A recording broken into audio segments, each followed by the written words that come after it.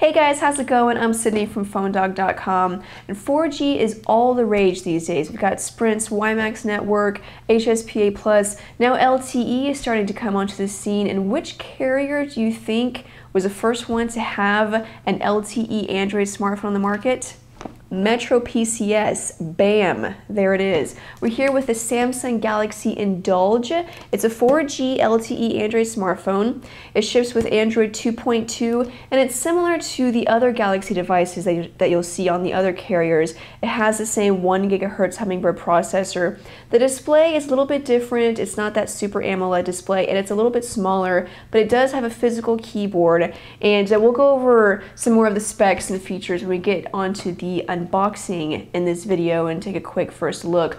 But before we get on to that, I have to say special thanks to our friends at Best Buy Mobile. They send us free phones that we can add to our One Paw Bandit game, which is the game where you have a chance to win free phones. So thank you, Best Buy Mobile. One of the great things about Best Buy Mobile is that they have phones available from every major carrier, as well as a lot of prepaid carriers. So of course they have AT&T and Sprint, Verizon, but they also have MetroPCS phones. So you can compare this phone to a phone on a carrier with a contract if you'd like to. Do you want to go prepaid? Do you want to get a contract? So thank you, Best Buy Mobile, for being so awesome and for sending us free phones. Thank you guys for watching this video. I'm Sydney from PhoneDog.com.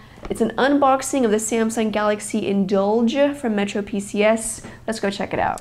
Okay, so here we go with the Samsung Galaxy Indulge from MetroPCS, the first LTE Android phone to make it to the market. We know there's some phones coming from Verizon that are LTE phones, but they haven't quite made it yet. So this is the first one, which is kind of a big deal.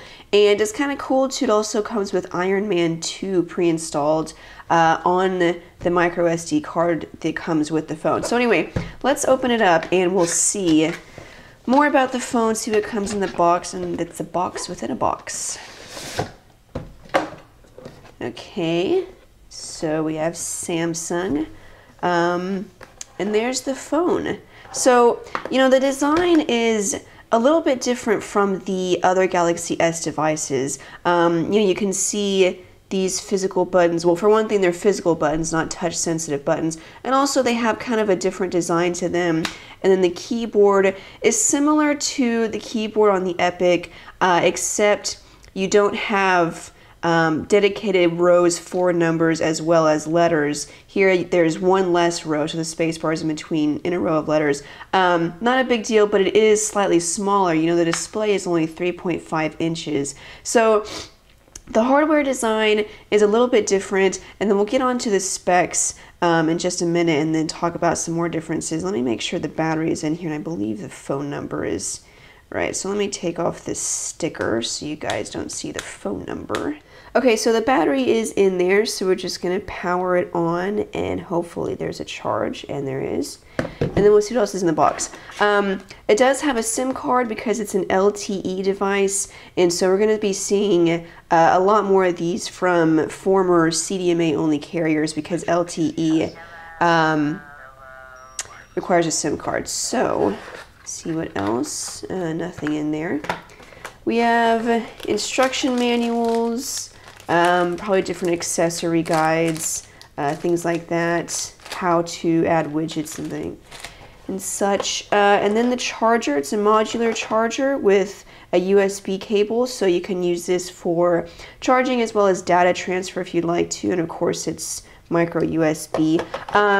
Like I said, it does come with a micro SD memory card. I'm guessing that is already in the phone though, because it's not in the box. But it is a 4 gig micro SD card, I believe, so we'll check that out and make sure. Okay,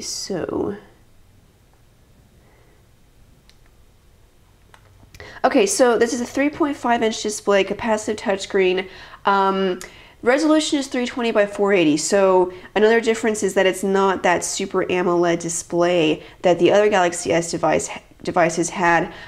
It still looks pretty good. It still looks very clear. and very crisp, but it is, 320 by 480. Now it does still have the same 1 GHz Hummingbird processor inside that powers the phone, so speeds will still be pretty top notch. And of course I'll do some quadrant standard tests once I'm reviewing the phone and testing it out. But as you can see, it's Samsung's TouchWiz UI, so you have this dock at the bottom. We go to the application drawer, kind of iPhone-esque, that style that we've come to expect by now. Love it or hate it. I personally like TouchWiz, but not everyone does, but you can get a look at it right now. And then the notification bar looks like is a little bit darker. And then you have some toggle buttons here for Wi-Fi, GPS. Again, this is a 4G phone, so you can see the 4G signal up there. Whoops, didn't mean to do that. Let's take a look at the keyboard, and I agree. Go back home. So, we saw this for a little while earlier. As you can see, dedicated number row, function button, and then the space bar between the B and the N. The keys are pretty flat. It reminds me a lot of the Samsung Transform keyboard. Very, very similar. And, the keys aren't raised as much, so there's not a whole lot of, you can feel the keys. There's definitely a grippy action, but I can also feel that plastic in between them. So it's definitely a lot flatter, but it feels like it's going to be a pretty good keyboard. So, Quick Brown Fox. Yeah. So I'll test it out more and see exactly how it performs. And then, of course, you do have the, let me get the screen to come back on. You do have the on-screen virtual keyboard.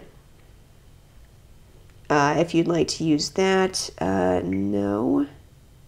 So we'll go to messaging, new message. So we have swipe, as you can see, that comes on a lot of Samsung devices these days. But if we do a long hold, we can go to the Android keyboard, which is just a stock Android keyboard. And then we can also use the Samsung keyboard. So a lot of keyboard options there. Let me make sure that the micro SD card is actually in the device. I said that it does ship with a 4 gig card, which is actually pretty cool. The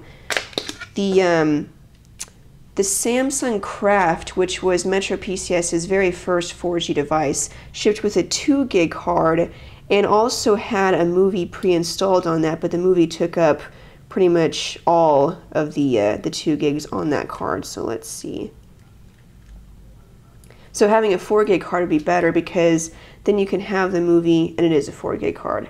So then you can have the movie and still have some space left over, for extra stuff. This is a 1500 milliamp hour battery, something that we've kind of come to expect these days with most smartphones, at least most Android smartphones. So it is a 4 gig card, and then I believe the phone itself has 2 gigs of internal memory.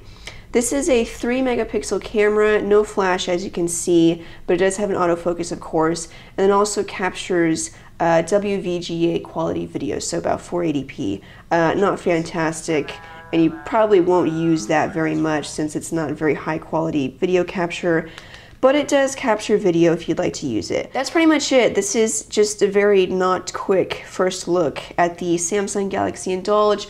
It's $400, $399, kind of pricey, and then because it's a 4G phone, it's only available with MetroPCS's $50 and $60 per month LTE plan. So there's a $50 option and there's a $60 option.